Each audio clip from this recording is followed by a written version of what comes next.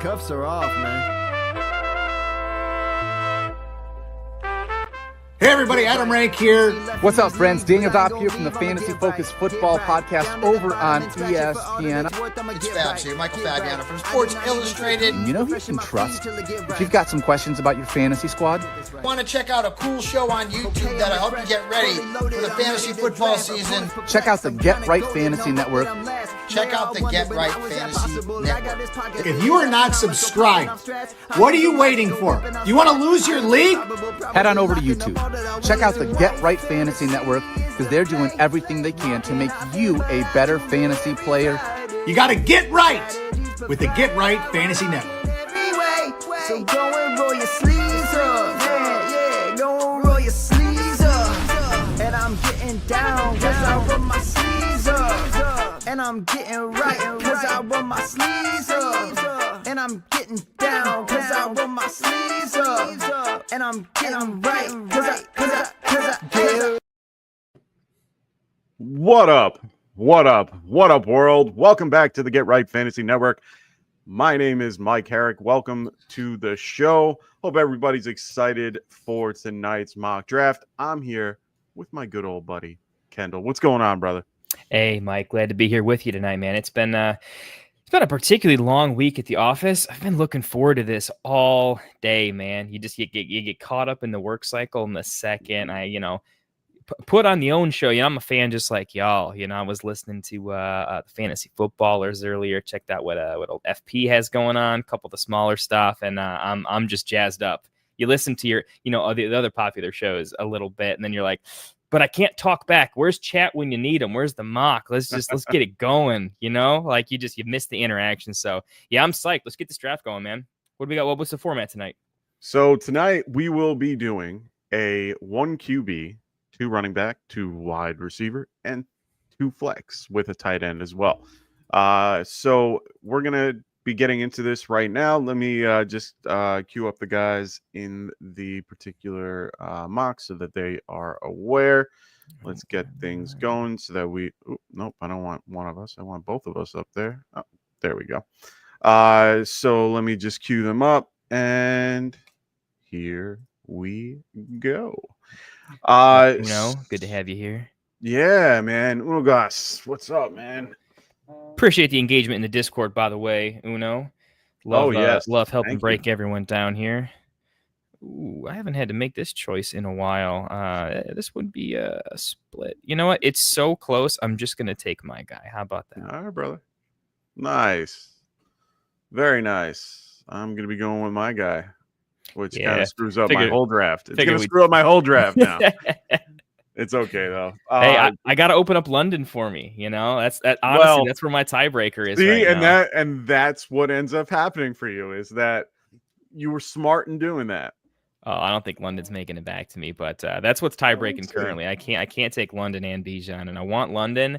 I also really like Mooney late. I don't think that's a surprise. I think a lot of people are on that take, but recently that has me taking Gibbs over Bijan in these early picks strictly for that. I also like Barkley quite a bit because I typically am not really drafting a lot of Eagles right now at their ADP. So yeah, fair enough. Yeah. I have no problem. The only one that I can feel comfortable with is Saquon in any way, shape, or form, but that's about it. I'm not really a big fan of guys like Hurts and AJ Brown. Just from what we saw last year, they just I don't want to say they cancel each other out, but Saquon kind of cancels everybody out. It's just give it to your best guy and roll with it. You could see with a lot of the statistics from last year, both of their numbers went down. AJ Brown's went down. So did Jalen Hurts, to the point where he was 1,000 yards short from the year prior. Yeah, of course, his rushing touchdowns are always going to be up because of the tush push and so on and so forth. But he was able to be a big part of that particular scenario, and he basically eats into everybody else. So it's really tough to gauge the other Eagles in drafts. I don't know where they're going to go today. We're going to see how they go and how it all works out. But there's going to be a lot that we're going to be talking about today, a lot in the news that happened. We're going to go into that a little bit later once we get to the picks that, the news is talking about. Yeah. We'll see if chat wants to go into it, man. Well, we can do that too. I know fantasy football on X they almost ruin the negative news for me. It gets so rough in there. I'm like, oh man, can we get the positive vibes going back? Yeah, uno guys, I'm in the same boat. Like Smitty is probably the best value you're gonna find because of the fact that his price is in the 5th round. I'd feel more comfortable with him as my wide receiver 2 than my wide receiver 1 if I'm going to, wait on wide receiver in general. This is going to be full PPR, so always remember that as well when we're doing this. But overall, I'm not really on board with going with any Eagles other than Saquon at this point. It just doesn't feel right. Yeah. Well, we'll see. Definitely depends. I think it's build dependent too a little bit. I do like Devonta Smith quite a bit. I think he had a bit of a down year. I think I see that coming back a little bit. Nothing crazy, but like the 5th round, I don't know. I've seen the 5th round has felt like there's really valuable running backs still left if you went wide receiver heavy. So I don't know. When we get to round 5 and 6 in particular, I'll be curious. Oh no, Frank, are we out? All right, there we go. He's back. Made it. Yeah, I don't know. Round the spot just for you. Come on. Anyway, while we're waiting on Frank's I'll be curious to what you think though. There's been so many. I like a lot more running backs this year than I have in the past, and so I'm definitely curious to get your take and in the chat's take a little bit on positionally. Even if do you regret your build order because of what was available in 5, and how would you have redone your picks a little bit so that you could take what you believe is your favorite value in round 5? So for folks in the draft, that is definitely a topic I am delving into a little bit more as I get my draft guides a little bit more prepped. But I need a lot more mocks from competitive mocks, which is the best place for it. And I truly believe that. So we'll see what happens. God, Frank, come on. You're killing me here. It's okay. Take Nico off the board so I don't have to worry about him. It's good for me. Right? Oh, geez. Frank, I don't know what we're going to do with you. Frank wants to join us, and then he decides to do that. It's a shame. It's an absolute shame. It's okay, though. It is what it is. What's going on, Navigating Retirement? Love it. Absolutely love that. I love that YouTube name. I wish and cannot wait till that's the case. Wow. Okay. That's the earliest I've seen Chase Brown go in a minute. I love that. I don't know how much I like it that early, but I do love it. I really like Chase Brown in general. I love the combo with Achane. So that's going to be an interesting pick nonetheless.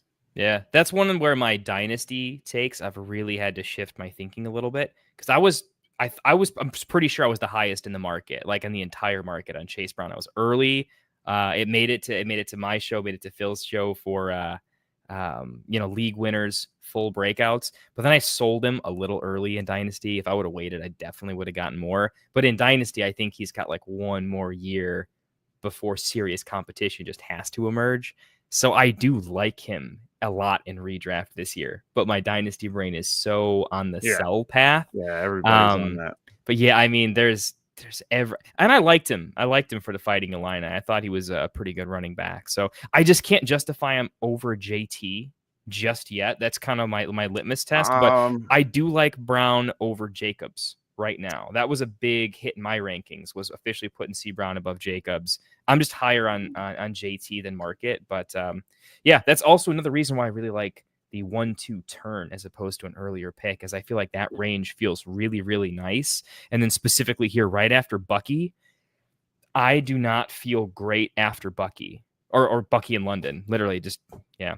Right. Bucky in London. So really this 2-8, 2-9 through the first round pick, having Jamar Chase at the 101, I think is a big difference maker. But even like the Gibbs Bijan, I would give up Gibbs and Bijan to have a pick in the later first and have a much more elevated tier break in round 2. Yeah. I mean, I'm not feeling confident in this pick right now. I honestly would prefer to be at the end at this point from what the teams I'm looking at, the 8 spot I like right now, the 10 spot, like those are the spots that I'm looking at that I like their particular situations. I'm not liking mine. I'm not even gonna lie to you. Like, I don't mind having Bijan, but I still don't feel comfortable. I'd rather be a little bit farther away, get a little more value for what I'm getting. Even if I have to reach for, somebody on, on the back end, I feel a lot better about that than I do here. Now that's an interesting pick. Oh, baby. There. I love it. I love it. That changes my whole perspective here. I had somebody queued up, and that changes things a little bit.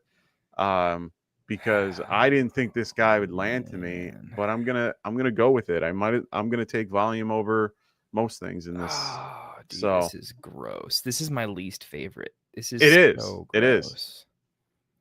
I'm off AJB this year. I'm off. I am even with the news, I'm kind of I'm, and I like the player. I'm off Lad though. I don't love it this year. I had a few guys queued up, and I was hoping that I kind of was hoping that that Lord gave me the option to make my choice, and he almost made it for me, but it made it more difficult. Interesting, Kendall. Why did we go about doing the Brock Bowers here? I'm very curious. Science. This year I'm adamantly late quarterback. Late, like last round of the entire draft late. I have also been doing late tight end because I feel like the value is just infinite later and later and later. But what I've found is I keep loving every pick in every round, and I have to take a tight end at some point. So I'm really, in a lot of my mock drafts right now, I'm playing around specifically with where exactly I'm taking my tight end, because I have ranges of guys that I have higher in my tiers versus consensus ADP or ECR or anything like that. But I really need to better understand if I take an early Bowers or McBride. I'm not saying I prefer McBride, but like if I get a round difference, I would actually go McBride.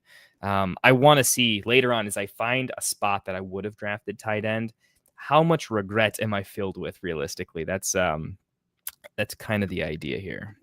Yeah, I've never really been the biggest fan of drafting tight end early in a lot of leagues, just because of the concept of you're not really getting a ton off of the return in most scenarios. In a full PPR league, I feel a lot safer with guys like Bowers or like Trey McBride as my, higher end picks. And now I'm in a situation where I have to make a choice. I either have to understand that my particular team is going to be weak at wide receiver, or is going to, or I'm going to have to go down a different route. Now, I think I'm going to go Trey here, just to.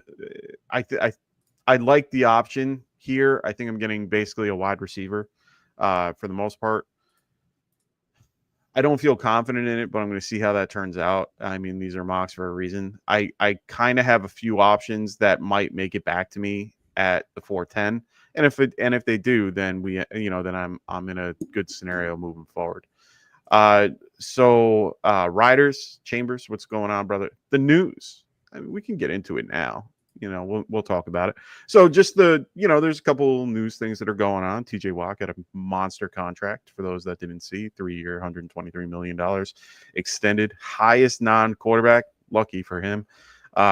Really killing it out there. Really a smart move by the Pittsburgh Steelers in a real football kind of sense. They really are going all in. They're trying to, get what they can now.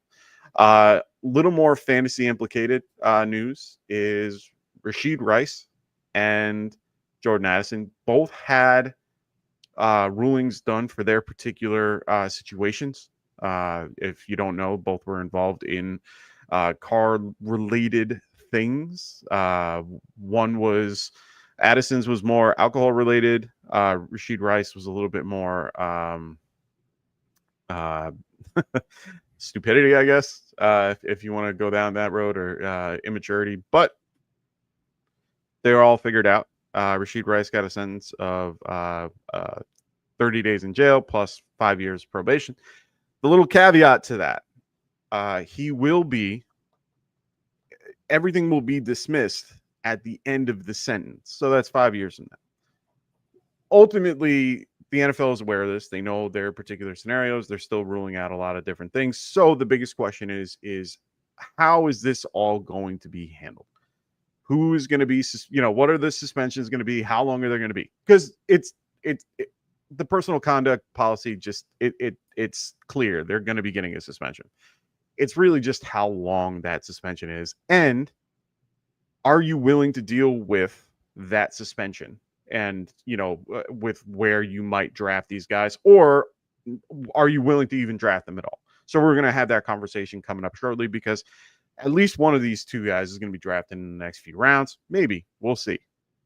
So it's going to be a very interesting situation. Nonetheless, one guy that I strongly suggest people following, if you don't already, is Drew Davenport of Football Guys. Best guy in the industry for legal stuff. He is a defense attorney in his day job. He does this for a living. He knows and understands what's going on. He's very keen to how things operate in the NFL as well. Make sure you are following him. He is very good at a lot of different things. He was a little off on the concept of the sentencing. We all thought that Rice wasn't going to be getting anything until the end of the year. Okay, he was wrong on that. He was a little wrong on Tyreek, I think a few years ago when he first started. No big deal. Everything else he's done or talked about has been very close and very accurate. So I really enjoy Drew in many ways. He's very smart and very knowledgeable of this. He's thinking anywhere between 3 and 6. It's really based on the scenarios, at least for Addison. For Rashid, it's going to be a little bit different. It's going to be more like 2 to 4. They can still appeal these things if So my assumption is roughly 3 games for both. That's my best guess. So if it is that amount, so let's just go with the concept that they are both getting 3 games, because that's probably the fairest we can probably predict at this point. And we don't know, to be quite honest. I have no idea. Kendall doesn't know. I don't think anybody really has a true idea other than the NFL. If let's give a hypothetical. If it is 3 games, are you drafting either one of these guys at their particular value? Like at their current ADP? No, not close. Okay. But a lot of that is I'm not saying I'm not the only one, right? I think my strategy is I do enough homework that I have all my own tiers. I always like ranges. There's always players that are close. Yeah. And I think it's more of a situation of the value trap. I like all the players. I was a huge Judkins guy, right? I took him in Scott Fishbowl. Oh, well, yeah. I thought about that in a minute. I just always think some teams don't have to be as bad as they are, and I think he is a better pass catcher than people will give him credit for. And he Very good pass catcher. A lot of work, and I just think this RB class, has the chance to just be so much better than the incumbents that they get a lot of work. Who isn't high on an improved Chiefs offensive scheme and Rashee Rice doing that kind of stuff. But I just like so many picks, and I think they're going to be close that I just have other guys that I'll take there and other guys will take after them. And it's a risk factor that I don't see it as league winning enough. And I don't want to put myself in that hole in redraft where I put a lot of emphasis on roster construction, what I'm able to do with, I just don't want to draft someone I have to just, literally bench and stash it. It's clogging up a really useful roster spot that I want to put into play.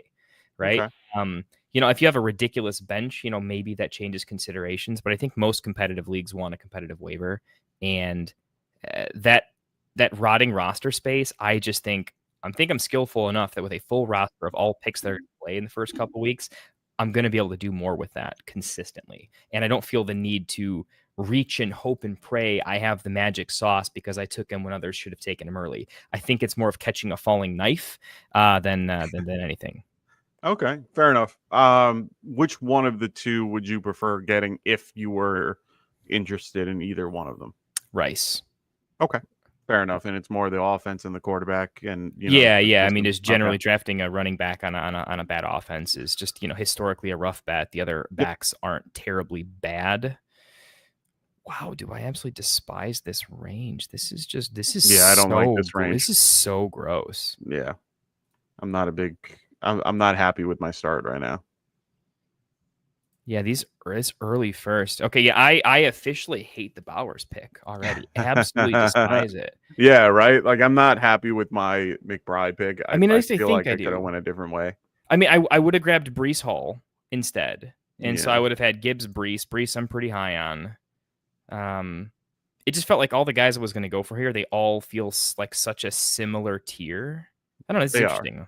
Yeah. No, you're definitely right. I mean, for me, I probably would have went Garrett Wilson over the two or Jackson Smith, JSN.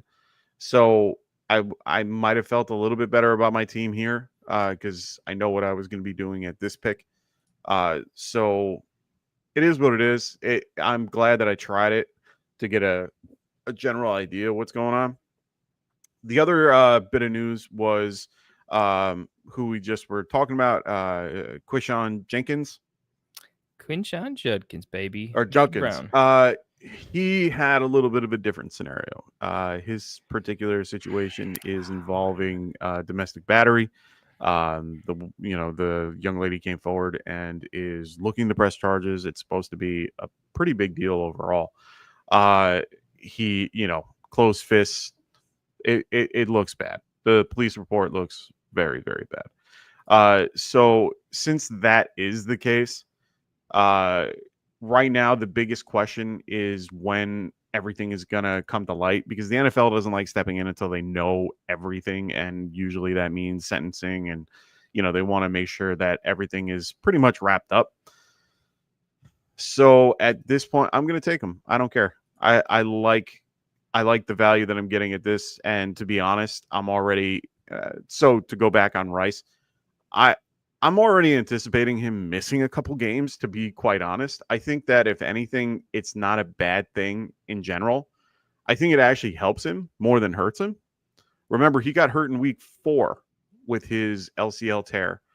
And that's kind of a big deal, considering the fact that he could be ready to go training camp and, the start of week 1. He could be. Realistically, could be. 9 months is normally the window of recovery for these things. He's right at that point. I'm not going to lie, Jaden Daniels was my next pick. I was like, you know what? I'm going to see how this looks. Anyway, the whole point is that I thought he was going to be missing at least a game or two regardless. And even he could have even started the year on the PUP and been the 3 years in.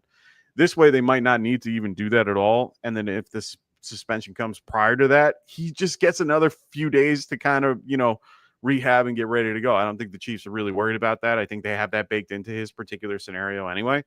So even so, I'm getting my second wide receiver in week 3 or 4.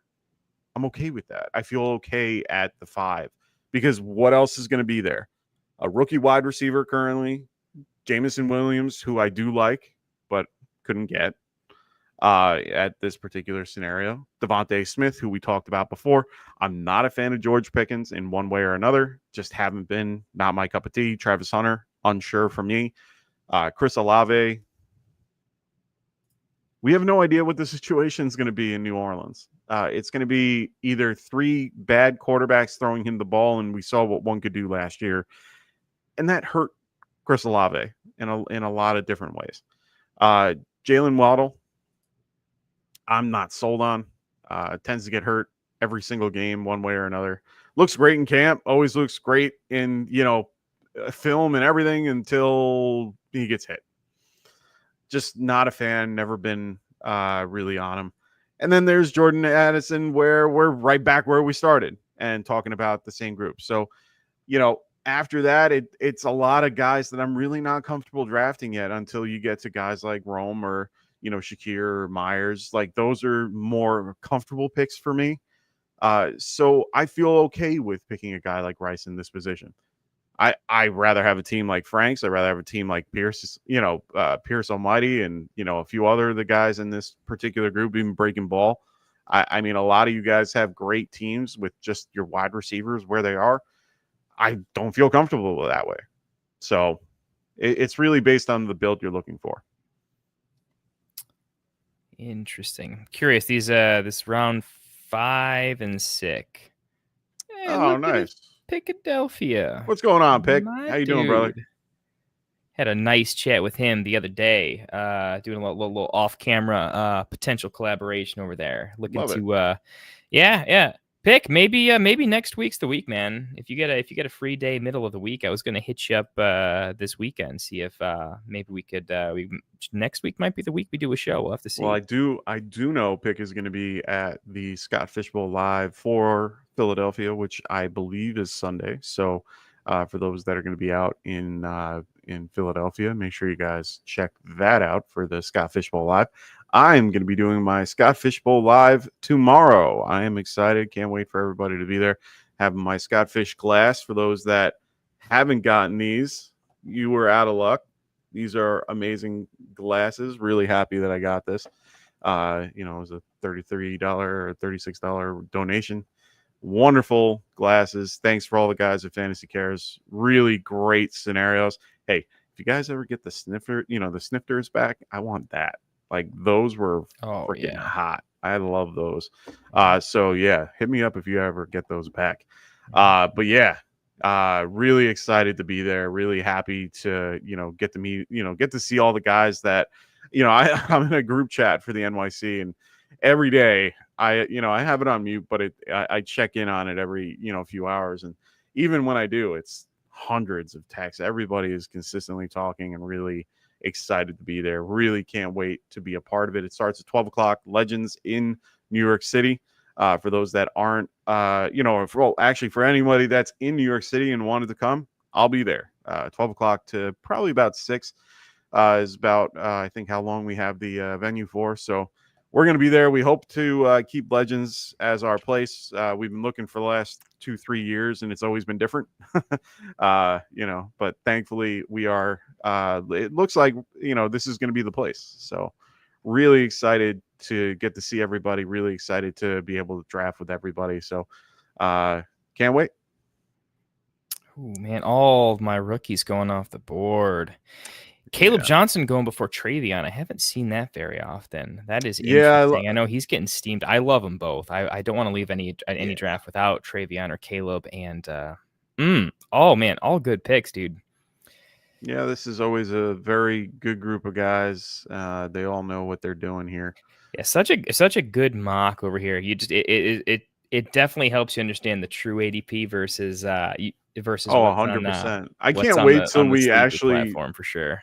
I can't wait till we actually get our real stuff that we're talking about, off camera going, where we can actually use this and help people with certain scenarios, because as much as we love the sleeper ADP in the context of, how they run it and how they go, a lot of it's auto drafted, and auto drafting can work here and there, but it doesn't really show the real, the real meat to the potatoes. It really doesn't give you a real understanding of what's going on. So I hope at one point we're able to do what we want, but we'll see how that goes. Still a lot to go with. Pick goes, yes, come say hi at the event, and yes, next Friday works great for you. So we'll try to make that work. Just posted the mock in the server, so hopefully bring some more people in, trying to get as much content creators stuff out when everyone is busy and post it themselves. I appreciate that, Pick. We really do. We really appreciate everybody's help in one way or another, getting our content out there. Not going to lie there, Kendall. Swift was on my in my queue, ready to go, and it just doesn't work in my build with DJ Moore, so I'm a little disappointed that I didn't get to go with him. I really do like Swift, but we'll talk about him in a minute. He goes, I can't wait for ADP to update in August to reflect more accuracy. That's why I prefer my own list anyway. Yeah, to be honest, I barely follow it. To be quite honest, I only use it as like a blueprint of where a person is and where I can find them. That's all I really use it for. There's really no reason to use it unless I have my own guys in my head that I know that I'm going to pick at certain places. Ooh, this is a tough one. Oh my goodness. Yeah, I know why. I'm between two guys. One of them I don't think you know the other one. there's like no chance he comes back, but I'm gonna take the gamble. I'm gonna take the gamble that he comes back. Oh my God. I don't think he does. So Perk, I love it, dude. I am now the guy. I'm just gonna sit there and say thank you to your lady for being so nice for you to draft today. Unless you're just not letting her know. We gotta clap it up for. Does the lady know this is happening? By the way, how does she feel I'm about kind it? of curious about that, and the fact that you're able from her. The fact that you're able to be on both YouTube and on Sleeper is just round of applause. I mean, I don't know if that I'm still debating if that beats me asking my wife's orthopedic surgeon the day of her particular accident about Travis Etienne and Liz Frank injuries in the particular doctor's office where she that did not last long. Wow. Holy shit. Yeah, it was between him. I had 3 guys queued up, and it was Tracy, Brian Robinson, and Jalen Warren. Yeah, dude. B-Rob is slowly becoming a league winner for me this year. He's my different version of Chase Brown this year for sure. She doesn't know, but I told her I'm getting an important text from my brother. Oh my God, this is fantastic. Oh man. Oh, good for you, Perk. Good for you. I am a big fan of you right now. I mean, he's absolutely crushing this draft too. He's got one of my favorite builds in the entire room right now. So I mean, no, for sure. I was looking at his team, and that's why I said his 8 and 8 in the 10 area, like that particular grouping of players. I'm really enjoying the builds here, and everyone's doing a great job with it. But I'm loving his team right now in general. We'll see how it goes moving forward. But shout out Lord of Fanta, shout out Uno Gas, man. You guys the last 2 rounds you ripped me to shreds there, man. First Uno snipes me on Ridley, and then he just ruins any hopes and dreams. Like it could have teased me a little bit, but man, okay. Perk you're literally the dude who is in charge secretly watching the Sunday morning football game, aren't you? That's funny. It's kind of funny. My wife got a wedding invite in the mail today, and we already knew about it, but the invite is for a Sunday in October, and who's in church secretly watching? Nice. Okay, that makes sense. That makes a little bit more sense. But I got the invite for it's like 3:00 in the afternoon, at a church, like really, we're going to be going to a wedding on a Sunday. Who made these plans? And she's like, you're going to be okay. It's fine. It's one Sunday. I'm like, babe, I'm going to be the guy in the corner with it on my phone with like 10 other people. Like, I don't know if anyone's watched Friends when Joey was at the funeral and he's watching the Giants game on like a little portable television. That's me. Like, I'm going to be watching the game in the corner while everybody else is doing their thing. Like, I don't care. Like, yay, it's a wedding. Good for me. I can have a few beers. My wife, is my DD. Fantastic. But I want to watch the football game. So we'll wait and see. We shall. Exactly. Who has a wedding on a Sunday? So inconsiderate, incredibly inconsiderate. No one should be having their wedding on a Sunday during that time frame. I think all wedding venues should shut down on Sunday. I should run for Congress and make it where that is the case. Make every wedding venue like Chick-fil-A. Sunday is God's day, and no one else. Oh, God meaning football. Anyway. I was blown away by that. Anyway, so we have now gotten 7 rounds in. Is there any teams that, we've already kind of talked about Perk's team and Lord of Fanta at this point. Are there any other teams that are kind of, right there for you? So, that you like, dislike, any picks that you really hated so far? Not really looking at teams. I'm in the stage of the season where I want to provide the best legitimate in-depth takes on what's happening, but a lot of it is these mock drafts are really a learning experience for me. I think a lot of you guys that listen to me a little more regularly, right? You know, I'm kind of a value is relative, right? I'm looking to, I'm not fully zig while they're zagging, but I want to have it in my mind. I want to figure out how to play the board a little bit. And a lot of it's really just looking at who goes before who. I see a lot of ranges where I think every popular fantasy show out there is talking about kind of similar ranges of guys where some were the community's high on, some were a little lower on. So like, for me, looking at this sort of nastier tier of running backs, right? Where I think specifically after Javonte goes here, because with the recent Jaden Blue news not looking great in camp, calling him lazy, and I drafted a lot of Blue to sell him. I was hoping I wouldn't get the bad sleeper article about that. I drafted him because people were hyped on him. I never thought he was a good running back. It was totally let me draft him to trade him. But this is where like a lot of folks tend to, it's really easy to take an upside wide receiver here. So if you're a little bit gross in your running back department, this is where you got to make some pretty tough decisions if you got sniped in a few places. Yeah. I chose to go Worthy over Chuba earlier. That was definitely a mistake, as I didn't plan on grabbing a running back there, but I think I should have. And now that I'm going to be kind of forced into grabbing a couple of running backs in this range, I'm curious, like, who do I get sniped on? So the community's higher on.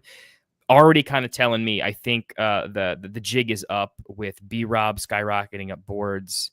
I think Caleb Johnson in particular used to go around after Henderson. Now he's going before him. I think that's a really sharp take. Their defense after signing Watt could be one of the best in the NFL. And their offense doesn't have to do a lot. If the games are close and their defense is putting them in elite position, I keep rising on Caleb Johnson quite a bit. So I'm definitely looking to see where the running backs go in relation to the wide receivers as well. Just where does the tier break go? As people are looking through, look at the wide receivers, look at the running backs, seeing who feels like the good range.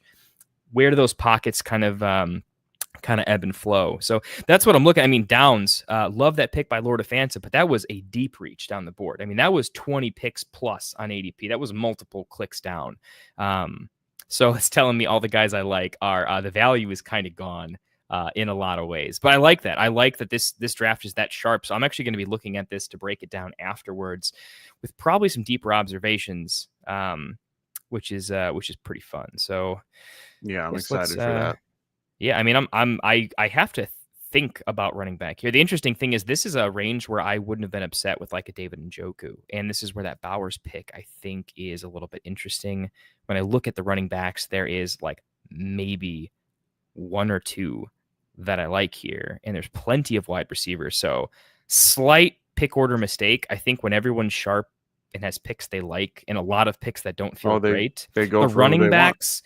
I think the community, the sharp community, I think this is definitely a sharp community of degenerate mock drafters like us.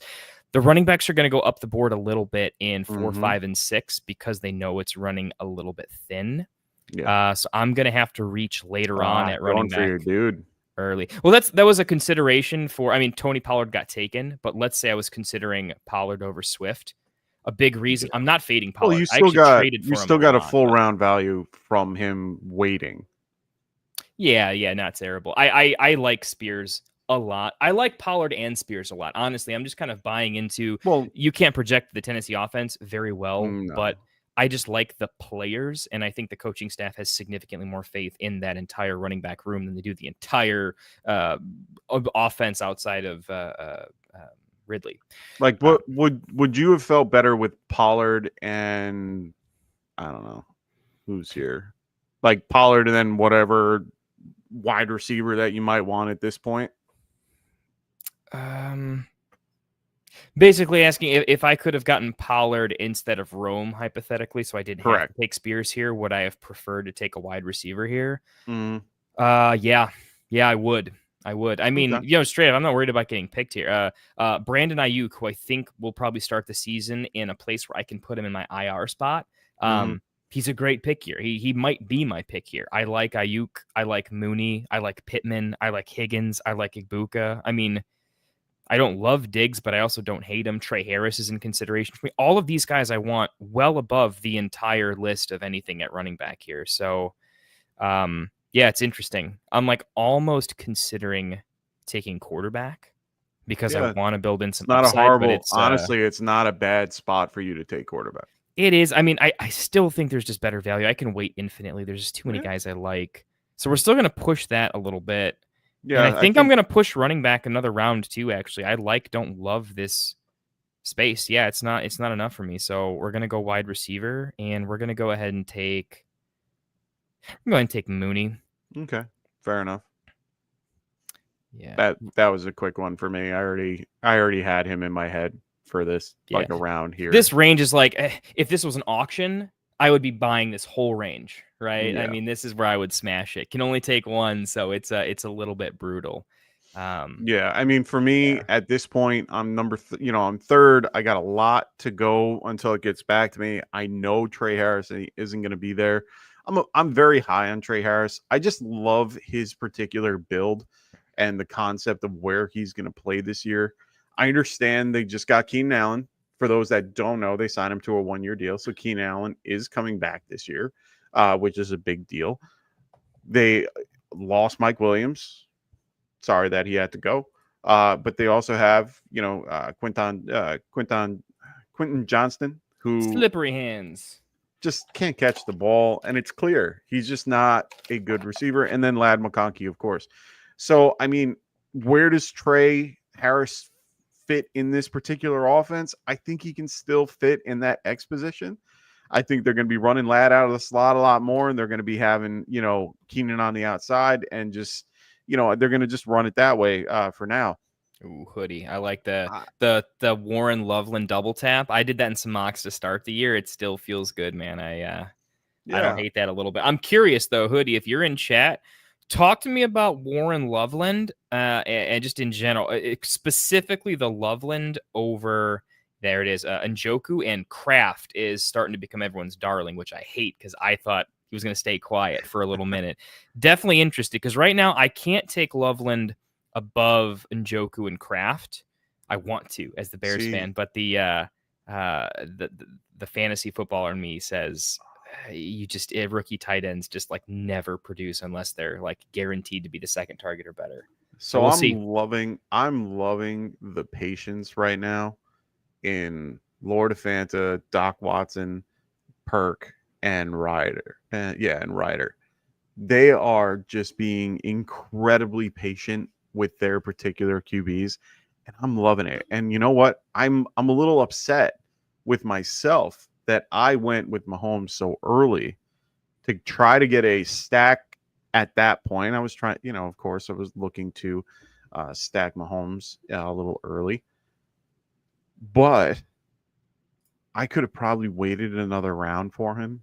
I knew you weren't going to go for him. There's no point.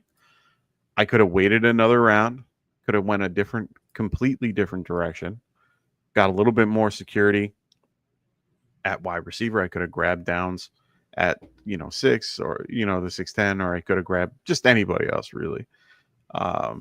Man, I'm a little mad at myself because I don't know how much I like him being my second QB at when you just got Baker at 7, but I'm loving the Bo Nix pick at 10. Really enjoy that pick. That one was interesting to me. I'm gonna have to ask Frank about the double QB pick there. See what he's thinking there. Not particularly. I don't mind, but should be interesting. Ooh, I don't mind going 2 QBs and a 1 QB, but I would prefer to spread it out to the point where I'm pretty much the last pick going with it, because to be quite honest, one of my last picks could be like Bryce Young or, Matthew Stafford or Michael Penix or, any of these guys at the end. And I'm going to feel okay with that. Like, I'm going to feel comfortable having them as a backup if I want to. And I don't really need to have any of these guys as backup because I can grab them off, waivers, because that's where they're going to be. So Philadelphia goes, Loveland should not be going before Njoku. With that crowded room in Chicago, 3 wide receivers and Warren. I'm not even sure of until we know who is the quarterback. Neither should go ahead of Njoku. Honestly, kind of similar style with Njoku too, right? Well, yeah, I was just gonna say both have QB situations. You got A-Rich and Donald. Wow, not Donald. Watch too much politics. Daniel Jones is going to be in that particular scenario. So honestly, I honestly, baby, I think it's going to be AR to start the year, man. I think it's going to be Jones. I think they're going to be happier with how that whole offense runs with Jones. It's just a better system overall. Honestly, it really is. For me, I'm not a big fan of going with guys like Loveland and Njoku just because of those scenarios, because of the QB. I don't think Shador gets it. No, honestly, I don't think Shador gets it. I think it's going to be Joe Flacco. I'm not going to even lie to you. Well, the players started coming out and talking about it, right? And they want Flacco at. Yeah, I think the coaching staff is ultimately gonna flip that way. It's gonna be fun to watch from an NFL fan standpoint. It should be fun to watch at least a little bit. In my homework, though, I'll throw this out there. I want to do a little bit more homework on it, but initially, my homework said the quarterback play doesn't affect tight end quite as much as it affects wide receiver. Oh, 100%. And the tight end was much more affected by where they are in not so much snap share, but where they are in target volume. Well, it's also based on the offense. Share. It's also based on the offense that the team actually runs, because a lot of times, a lot of teams run offenses a little bit different, and it makes it where, hold on, I'm going to try to pull up my info for this because I like using a certain analytical thing real quick. Hold on one sec while I get this up. But honestly, one of the best sites that I've used is Neflo. I think it is NFELLO. It's just very good at talking about teams' offensive, rush rates and how they distribute the ball and so on and so forth. So give me 1 second. I'll give you an example of what I'm talking about here. There we go. So let's just take a look real quick let's go take a look at the tight end distribution. So tight end distribution from last season. Number 1 was Cardinals, 2 was Chiefs, 3 was Raiders. Nothing out of the ordinary out of those 3 picks, right? Trey McBride, we have Travis Kelce, we have Brock Bowers. Guess who number 4 was? I'm not sure. Number 4 was the Patriots with your boy Drake May and Hunter Henry. Dude, I've been beating the Hunter Henry drum for a minute. I was taking some flack for that, dude. That's why I'm bringing it up. How old do you think Hunter Henry is without looking at it? I think he's 27, 28. I feel like when I ask most people this, they immediately say like almost 30. Oh, he's 30. Yeah. No, okay. Fair enough. Yeah. I can't believe it's been that long. Wow. Is he 30 on the dot right now? Yeah, he's 30. 30 on the dot. I just looked it up. That's crazy. Which, I mean, a tight end isn't insane. But... No. But the whole point is that the Patriots distributed the ball to the tight end the 4th most in the league. Next was the Ravens, then the Saints, Steelers, and Jaguars. Browns come right after. Unlucky in the red zone too. He had a lot of red zone targets, not nearly as many touchdowns. I feel like that's going to be a stickier number for him this year. Is they don't really 100%. Have any red zone web. I mean, Diggs, if he loses even half a step, I don't know. None of the other guys I'm really seeing as red zone threats for sure. I mean, I feel like that's why I like Drake May. I think Drake May is going to rush in quite a few touchdowns this year. But I feel like is going to be – I feel like Hunter Henry could easily have 8 touchdowns this year. Wouldn't surprise me. He's going to be one of my consistent, punt the tight end. He's going to be my DFS play a lot. So we'll see. Hopefully I make some money on some DFS with him this year. So you went double up on quarterback as well, grabbing some herbs and spices. I really just like Herbert. It's so hard to let him go at that spot. I thought about going – Jared Goff to be a safer pick, but I love what they're going to do. I like the Chargers offense this year and what they have. They built that lineup to be incredibly good. I know people are down on Najee and, the whole concept of what happened, his whole, superficial injury and, whatnot. I think the run game is going to be better than what people think it's going to be. It's going to be something incredible. Even with Hampton there, I still think that Najee's going to have a really good season. It's really because of the offensive line and how they built everything. They brought in Mekhi Becton on the right guard, who did a phenomenal job in Philadelphia. They had Joe Alt. They have a few other pieces. They drafted another, tackle too. They really did a great job building this line to protect Justin Herbert and to be able to run the damn ball. Like I said, one thing that I've been watching recently is tendencies. If you look at the tendencies of the Chargers the last few years, they are currently, where are they on here? They're 23rd in pass rate and they're 10th, I believe. Yes, 10th in run rate. That's significantly up from the season prior when in 2023. In 23, when you look at their pass rate and run rate, they were, where were they? Oh, why is it putting both in here? Whatever. There it is, because it just had to do both. They were 6th in pass rate and 27th in rush rate. Just in one season, they were able to change that dramatically. I see a huge change for their run game, and they're going to just lean on it. And Herbert's going to be able to use the play action because the run opens the pass.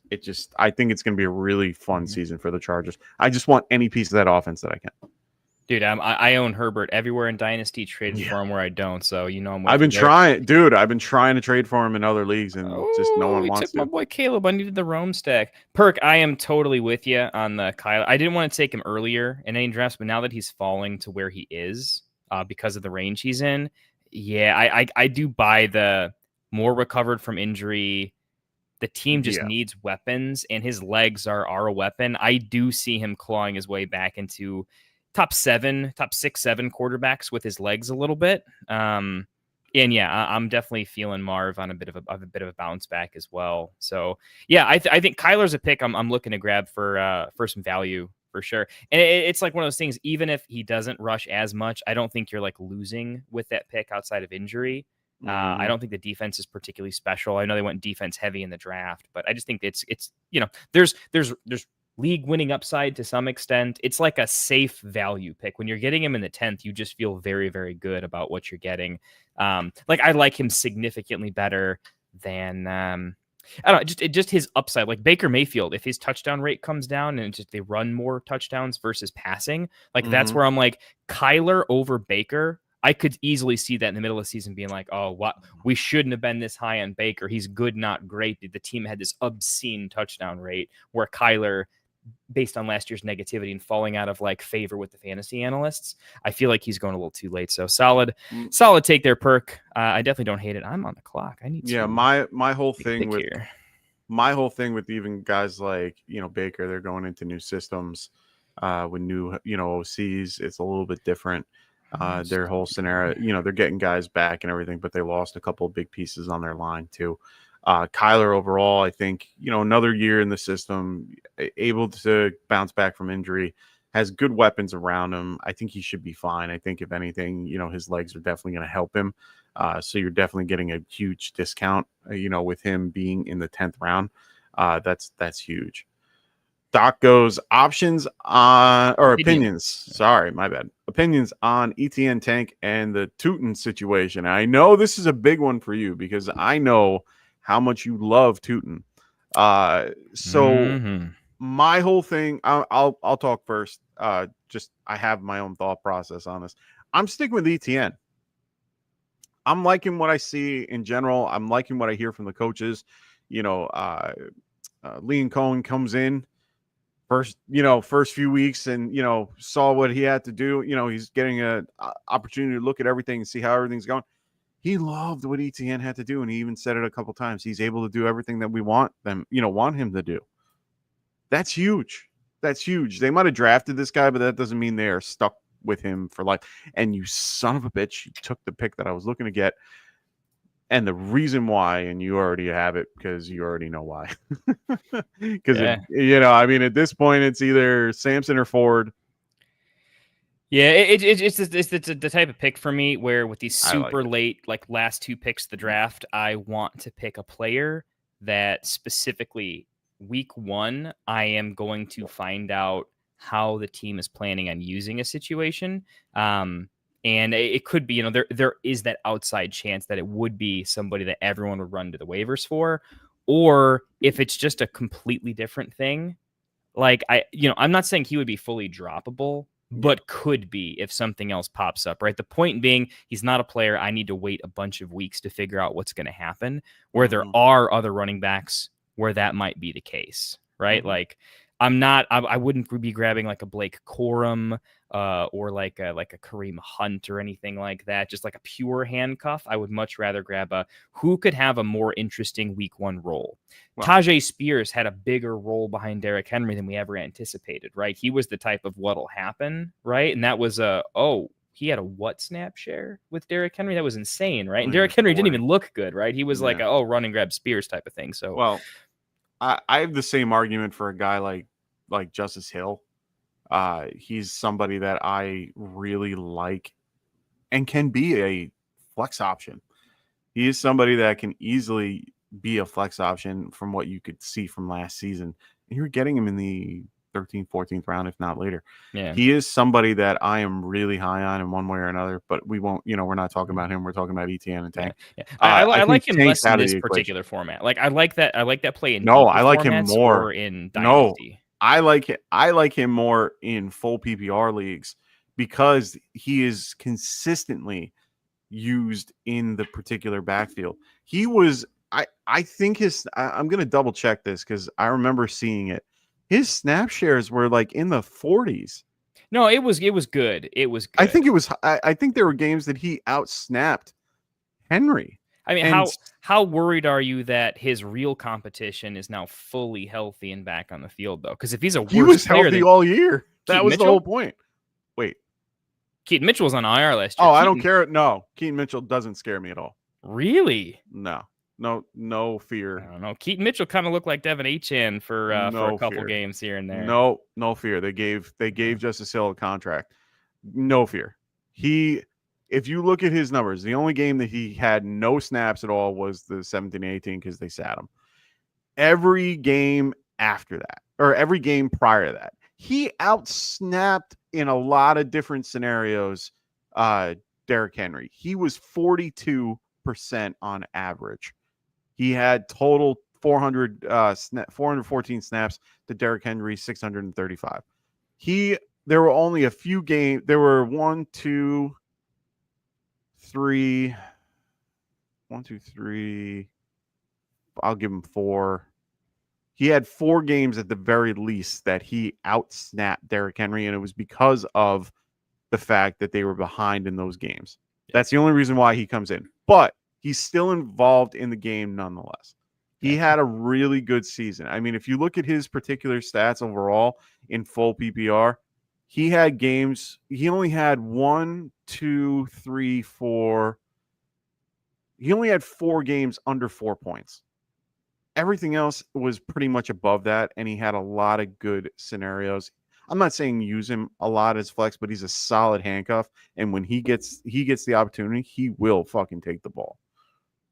He had 8. Look at that. He had 8, 2, 2, 6, 2, 1, 3.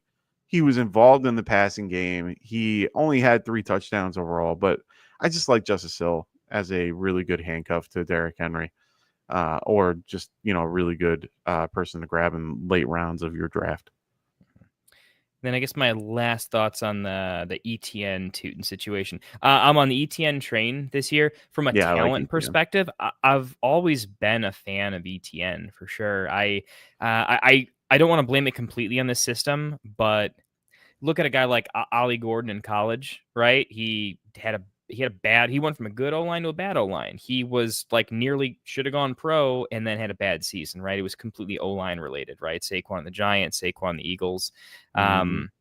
I just think with a better overall offense, right? I like ETN. I think he's talented. I think in the right situation, I think he's going to be fine. He's not very old. He's still explosive. He's still good. Maybe some decision-making issues, but we're willing to forgive Swift pretty quickly. I don't think anyone loves Swift. I think ETN's a significantly better football player than Swift. And, if he has half of an opportunity in a decent scheme, better coaching, right? I've always been like, hey, Bears players, our roster, our Madden ranking is always better than what our wins are on the field because coaching has always been a significant issue hampering the team. I think that could be the key to unlocking a little bit of Jacksonville's potential.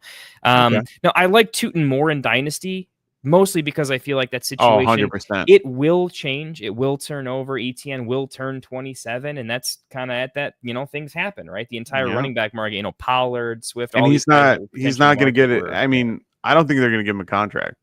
No, I don't think so either. I mean, look, I could see them doing it if Tootin's bad. If it just doesn't work out, I could see that happening. But if Tootin ends up taking on a more significant role, then I think trade ETN for some value. But we'll have to see. I think Tootin is probably going to be the efficiency guy that doesn't get a ton of snaps because of the pass protection issues, and you need pass protection going on there with how much they think they want to throw the ball and utilize the weapons. But if Tootin can get on the field and be kind of like a Keaton Mitchell, to bring up the reference when he was on the field, someone that needs a low snap share, but it will be designed, it will be drawn up. Kind of like Achane had a ridiculous amount of, we're actually going to him on first and second down in the passing game. I can see something like that happening for Tootin. And I see a lot of offensive formations where they're saying, hey, this is the play that we're going to give Hunter a little bit of a break. Who else do we have as a weapon? Let's try to scheme something up for the guy we have as a weapon, right? I think they're more likely to scheme up Tootin on some interesting plays than, I like Dammy Brown, but we'll have to see. Tootin is more of a dynasty play for me. I'm not really taking him a lot in redraft because even if he gets, let's say there's an injury to ETN, I think Tank is probably more likely to get more of the work, and they just kind of vulture each other a little bit. What happened with all these quarterbacks? I was going to say, I was not expecting Braylon Allen to make it back to me in any way, shape, or form. I'm not taking him here because I have a stronger opinion about the guy I'm going to pick. But yeah. Ooh, Kareem Hunt. Yeah. Everybody keeps talking about him like he doesn't exist anymore. He had the most carries inside the 5-yard line last year. He was fourth. The guy can get touchdowns. I like Braylon Allen though. With the news with the Jets, they talking about the concept of being more of a shared backfield, which I think is a little bit of a joke, but yeah, a little smoke and mirrors. But dude, I was on Braylon Allen because I scouted him and Braylon Allen. I love him. So young, he's so young. He's only going to get better. If people were yes, his numbers, he came on, did some things, and the numbers trailed off. He can just get so much better. You know what I mean? Oh, for sure. So pick it out for you guys. If I have an opening in one of my leagues, I'll invite you guys. If not both, we appreciate that. Oh man, I would love that. He goes, ETM will have a bounce back year. Watch him finish in the top 27 or top 17 or 25 or 24. Back. It's an uphill battle as per Perk, but still loves him. Yeah, potential's there. Perk goes, can I get a breakdown on my mock before I have to go, fellas? By the way, thanks for having me, Coach Mike and Kendall. We appreciate it. Perk, I wouldn't normally do this because we're going to be saving that for the bonus content, but you ran out into traffic, risked the relationship. I don't know. I think we could give you a very, very quick breakdown. Okay. I'll run through my thoughts really, really quickly. First two rounds wouldn't really change. I don't want to granulate too many picks. I like generally you took sort of best available there. The big thing is you have a middle pick. So seeing what happened in 3 and 4, I didn't really have the ranges all figured out, but going the double wide receiver, it's a little bit I wouldn't say riskier. It's more of in 2 wide receiver versus 3. I actually like this play a little bit more. I want 2 elite wide receivers. I agree. Because you can't really mix and match to figure out your third like I typically do. So like the start, I mean, Brees is just a fantastic pick there. Spicy on RJ, but I'm such a fan. I do like the upside of RJ. I might have gone Walker there, but it's so close, and I'm so in on the rookies. Like, let's just go, right? So I would have taken one of the running backs there. Walker is the point. Like, however you want to slice it up, I like that you took the pick there. The fact is, the running backs in 3 and 4. If you would have had a tier break, it would have been rougher. You didn't get the tier break, so that makes the first 2 picks great. Kills it for there. So let's talk about 5 through 8 is just kind of a general block. Feels like this is the falling value section. I think you could have gone a million different directions. You played the ADP game on Hendy, I think, which worked out in your favor. Yeah. Going to running backs, I think like Caleb Johnson, Hendy, it felt like a little bit of a reach in ADP there. Smith does feel like the pick.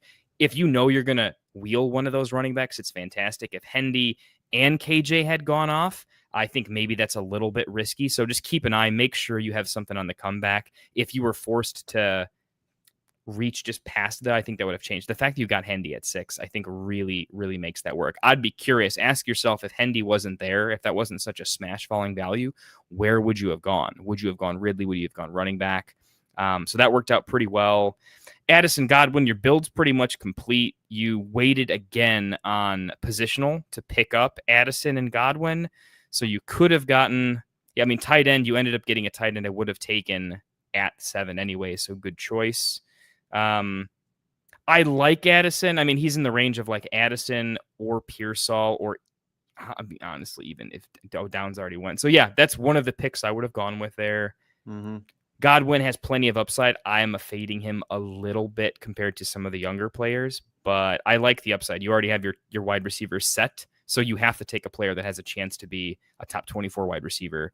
Godwin still has that. So specifically, if you would have gone with a Debo or even a Jacoby Myers, I think would have been a mistake there. I don't think he has enough upside to crack those top 3. So that style of pick there at wide receiver, I think is correct. Hopefully you're picking up what I'm putting down. It's simply about that pick needs to have a lot of upside. If it's just a fill and play pick, that would be the wrong type of player to take there. So good strategic pick. May have been in consideration to take Ayuk there too. I think if it wasn't Godwin, Ayuk on IR would have been interesting.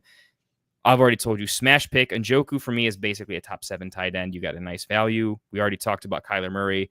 Great place to take him. The rest of the range is like, who gives a care at that point? Yeah, I was really considering no taking answer. Quarterback there myself. I just look at the values. I mean, when you can get Drake May in the 14th, I do think, Perk, as much as you're high on Kyler Murray, know your league, know your draft. If this was for $200, no waited around. Taking who's waiting. How well do you know him?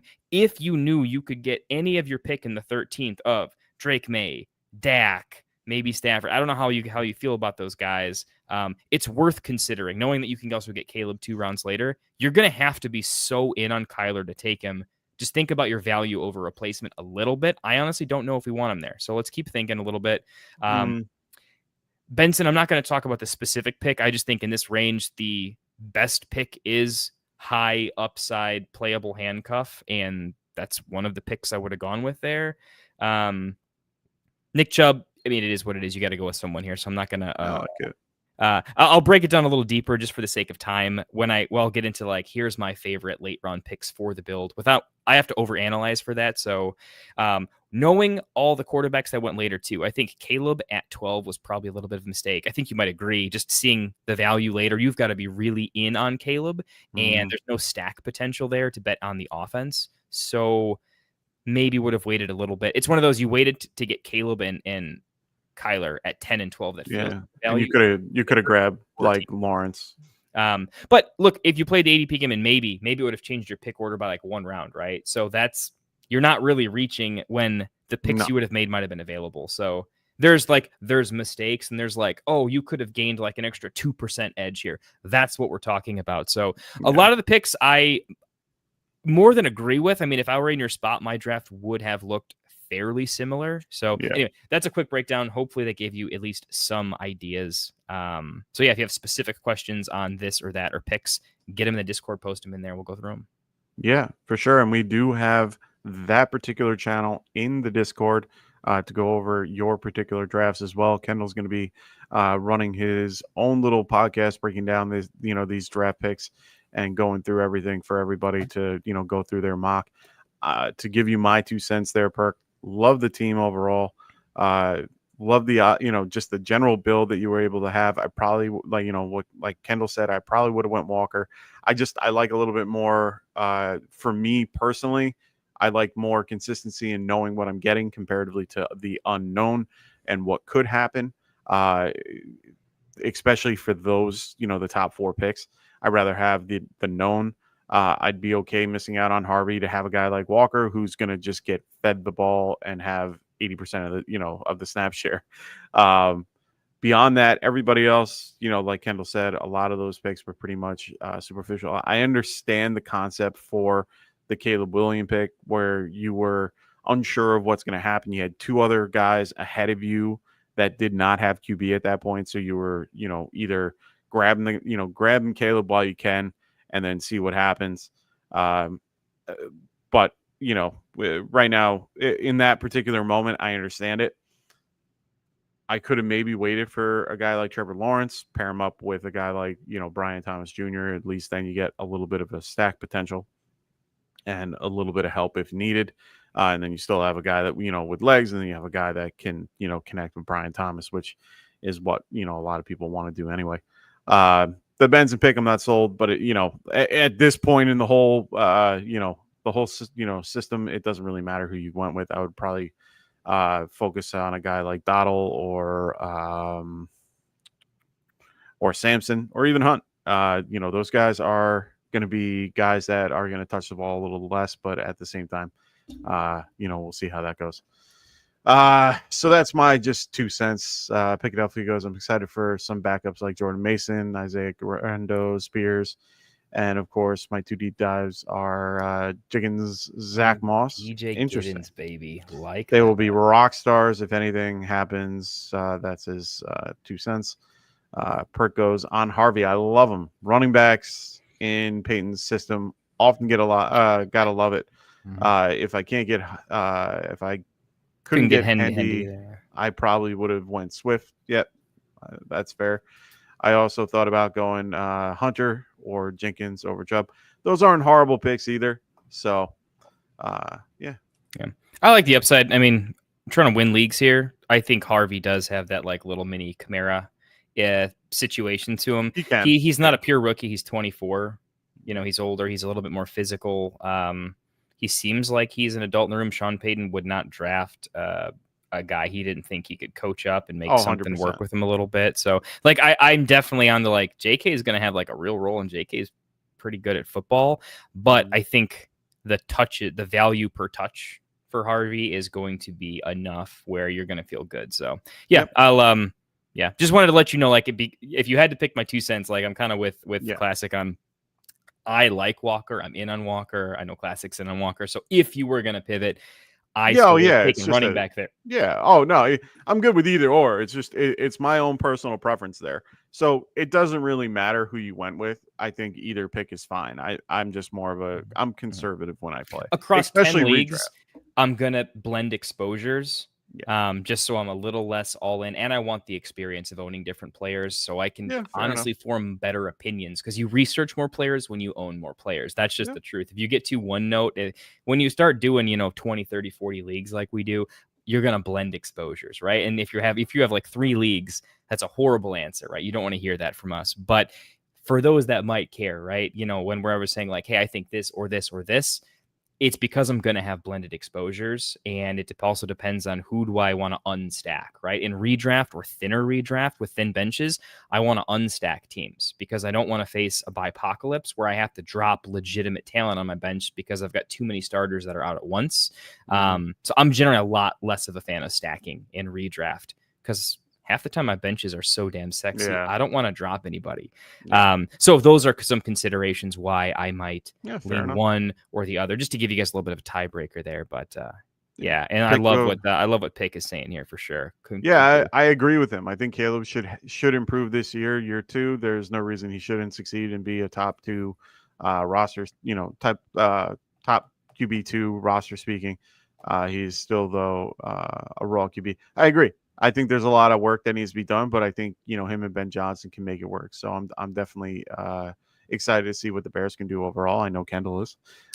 So overall, excited, anxious, will be hammered for sure by the end of the first quarter. Me too, brother.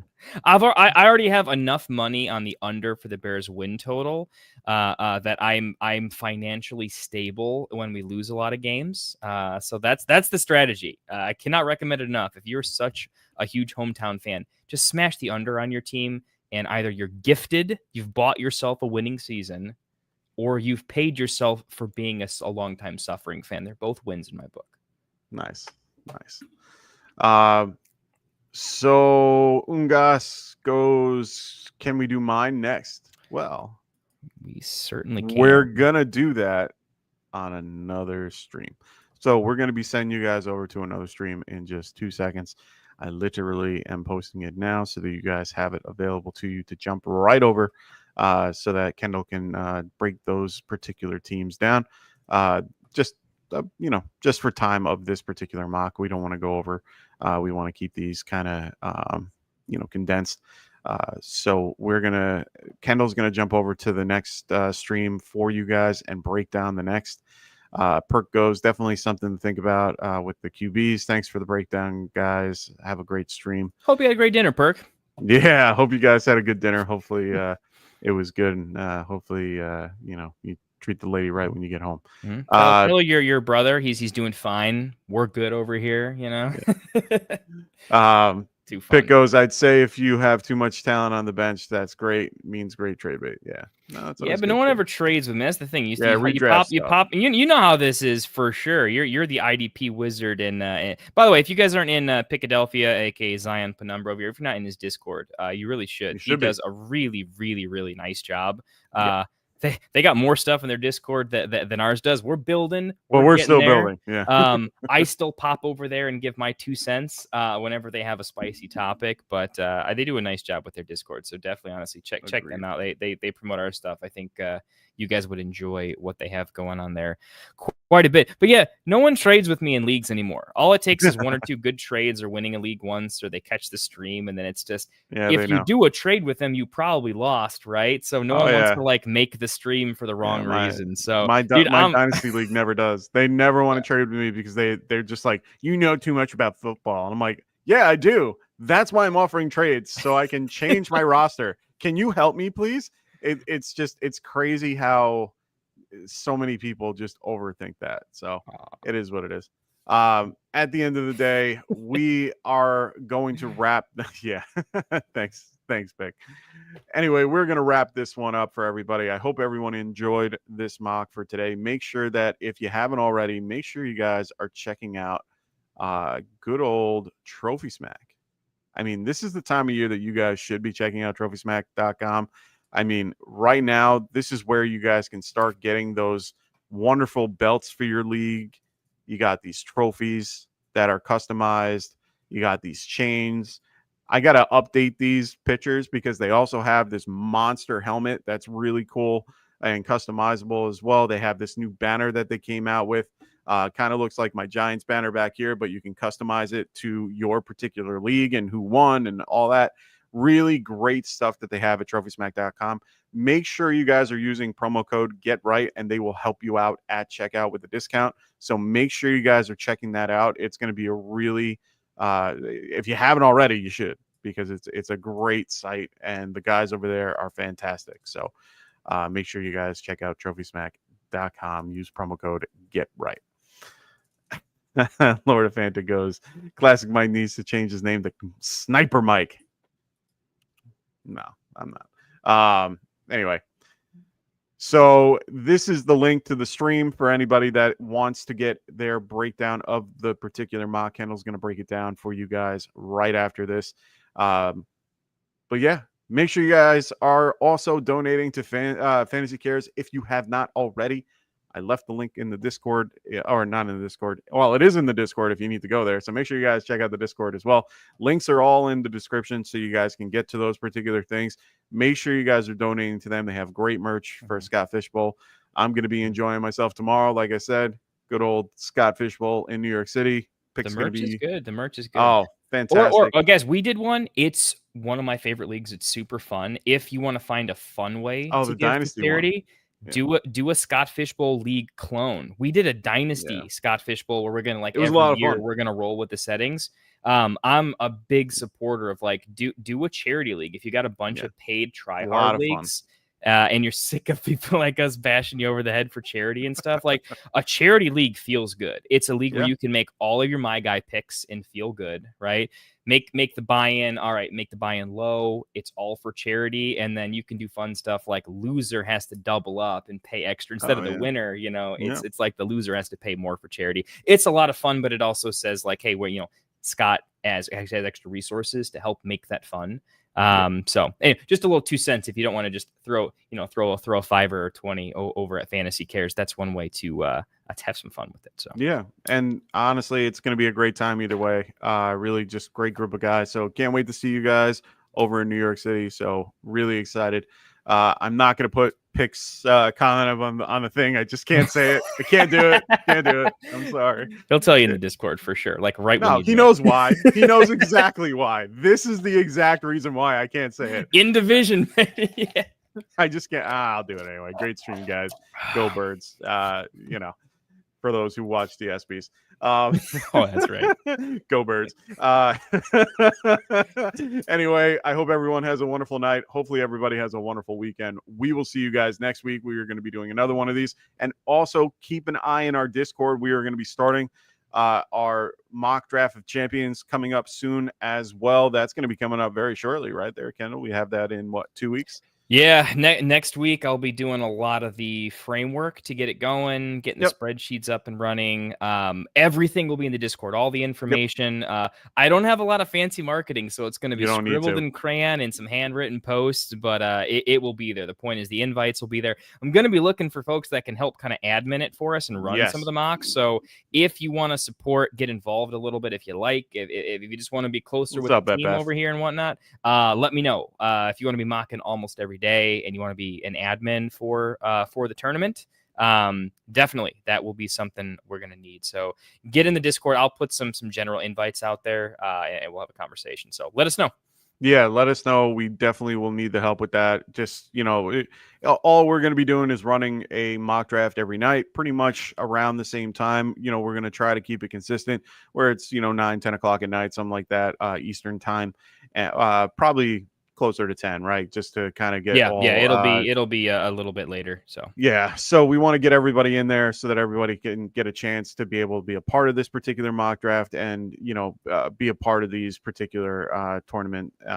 It's really fun. We just have a really good time with it. For everybody that doesn't know, it's all subjective. It's all based on our own opinions and what we think of these particular things. We draft or we put our numbers in and make everything clear. And then we go from there, and then we have one big best ball tournament for you guys, and you guys can contribute for money and all that fun stuff. We're probably $50, something like that.